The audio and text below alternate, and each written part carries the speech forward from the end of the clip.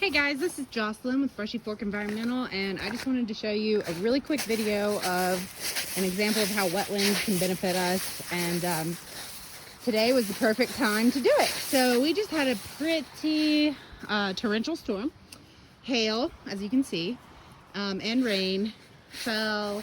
We got about almost an inch. We just emptied this, so almost an inch in about 15 minutes. It's calmed down a lot since then, but what I wanted to show you, and hopefully it's still happening, is how a wetland can be an asset for you, something that can work for you instead of against you. A lot of times homeowners and developers feel like they need to use that space, and they can't because of the regulations, and I just want to show you why you may not want to. Maybe you want to leave it as is because it does serve a purpose. Okay, so now we're down in my wetland in my yard at my house. I'm in Boone, North Carolina. Live on Jones Branch.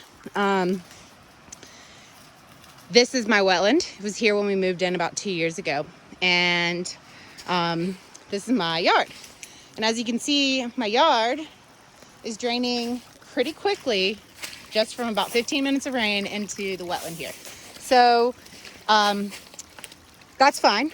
If I didn't have a wetland here though, and I just had more grassy areas or pavement, whatever is draining with that water, including all the pollutants from pavement, herbicides, pesticides, etc., all of that would be draining directly into our streams and our rivers. But because I do have this really healthy wetland ecosystem here, there's a couple of things happening. One, you can see how quickly that water is running off out of my yard. And then as soon as it reaches this wetland, look how it's spreading out and slowing down. I mean, it's almost stagnant in here. And that's because we've got some vegetation and roots. We've got some really porous soils that are helping to hold on to and retain that water before it enters the stream. And during that process, some really cool science happens.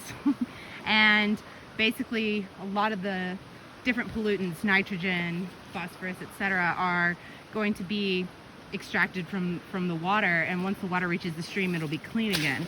That's a very simplified version of what's actually happening. Additionally, we've got some really cool critters you can't see right now, but frogs, snakes, other species. We've got skunk cabbage here, which is a really neat plant that is pretty special in North Carolina and other areas.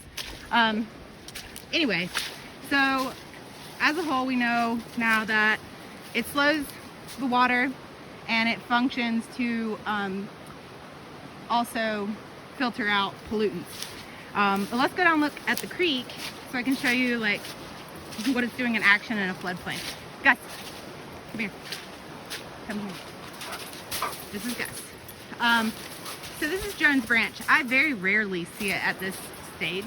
I've seen it maybe one other time at this stage since I've lived here, but right now it's what I would call bank full, which is the stage that a creek or a stream reaches right before it floods. And luckily it's not flooding right now, but if it were, it would be coming into the lower bank. Well, there's also a really nice wetland over there, but it would be coming into these wetlands, and these plants and these hummocks of vegetation, etc., would help to slow down the force of the water, the velocity that's going through here, so that you're not getting as much flooding downstream, or at least you're slowing the floodwaters. And then additionally, because of the materials that make up this ecosystem, you're going to retain a lot of those floodwaters and mitigate some of the flooding that's happening downstream. So it really is a vital role that wetlands play in the ecosystem.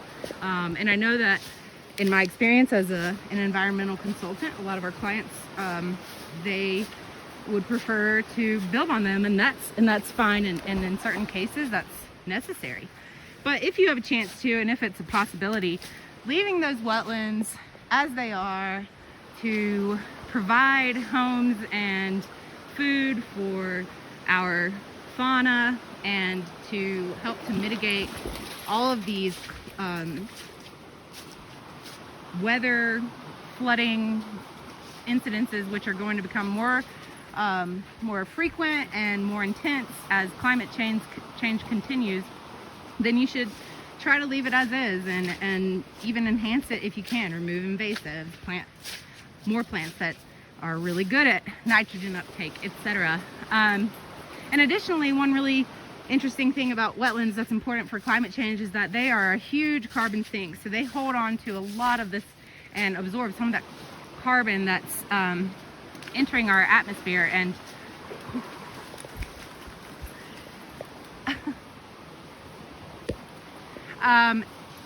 if left undisturbed, they continue to do so. But a lot of times, if they're dug up, we release that into the atmosphere. So it's just another little thing to think about when you're considering what to do with the wetland on your property, and